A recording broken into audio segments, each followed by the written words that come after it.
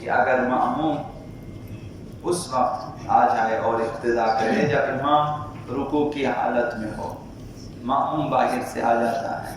اقتدا کرنا چاہتا ہے، اور یہ اس وقت ہے جب امام قراءت ختم کر کے رکوع کی حالت میں ہے، پہلی رکعت میں یا دوسری رکعت میں، اسی طرح سے تیسری رکعت کے رکوع میں ہو یا چوتھی رکعت کے رکوع میں، اور مأموم اقتدا کرنا چاہتا ہے۔ اب مأموم اقتدا کرتا ہے اور جھک جاتا ہے، لیکن رکوع کے لیے ادھر جھکتا ہے اور وہ رکوع میں پہنچ جاتا ہے، ایک امام رکوع سے اٹھ جاتا ہے، رکوع میں امام کو نہیں پاتا، تو اس وقت مسئلہ کیا بنے گا یہ آپ کی خدمت میں عرض کر رہا ہوں۔ اگر رکوع میں آیا اور امام کو نہیں پایا تو پھر اس کی جماعت باطل ہو جائے گی، اب وہ نماز جماعت سے خارج ہو چکا ہے۔ اب یہاں دو صورتیں پیش آ جاتی ہیں۔ ایک صورت یہ ہے کہ اسے اطمینان تھا کہ میں آؤں گا رکوع میں تو امام کو میں پا لوں گا، اسی اطمینان کے ساتھ یہ آیا، لیکن امام کو رکوع میں نہیں پایا۔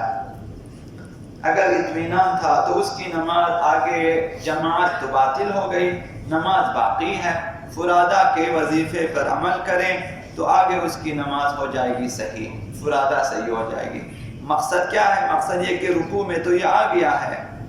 اب یہیں سے اپنی نماز کو فرادہ جاری رکھیں، رکوع بجا لائیں، ذکر رکوع پڑھیں، پھر کھڑے ہو جائیں، پھر 2 سجدے کریں، وہ اس کی پہلی رکعت ہے۔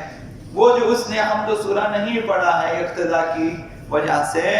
تو اس کی کوئی پرواہ نہیں ہے، اس کی وہ نماز صحیح ہے۔ اس صورت میں ہے جب اسے اطمینان تھا کہ میں جاؤں گا رکوع میں تو امام کو میں رکوع میں پا لوں گا، اسی اطمینان کے ساتھ آیا۔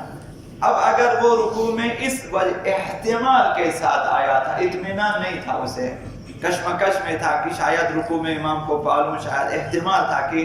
امام کو میں رکوع میں پا لوں گا، اطمینان نہیں تھا، اسے صرف احتمال تھا، تو اس صورت میں اس کی نماز بھی باطل ہو جائے گی، جماعت بھی باطل ہو جائے گی، رکوع بھی باطل ہو جائے گی۔ اب اسے اپنی نماز دوبارہ پڑھنی ہوگی، یا جماعت کے ساتھ اگلے رکوع میں امام کے ساتھ مل جائیں یا قیام میں، یا پھر وہ جو ہے اپنی نماز الگ سے جا کر پڑھیں۔ یہ اس صورت میں ہے کہ وہ آ جاتا ہے، نیت کرتا ہے اور اسے اطمینان نہیں ہوتا کہ امام کو رکوع میں پا لوں گا، صرف احتمال ہے شاید میں مل جاؤں گا رکوع میں، لیکن نہیں ملتا، تو جماعت اور نماز دونوں باطل ہے۔ اور اگر اسے اطمینان تھا کہ میں رکوع میں جا کر امام کو پا لوں گا، اسی اطمینان کے ساتھ آیا تو صرف جماعت باطل ہے، نماز صحیح ہے۔ اب فرادہ وظیفے پر عمل کریں تو اس کی نماز ہو جائے گی جو ہے فرادہ طور پر صحیح ہو جائے گی۔ تو لہٰذا کوشش یہ کریں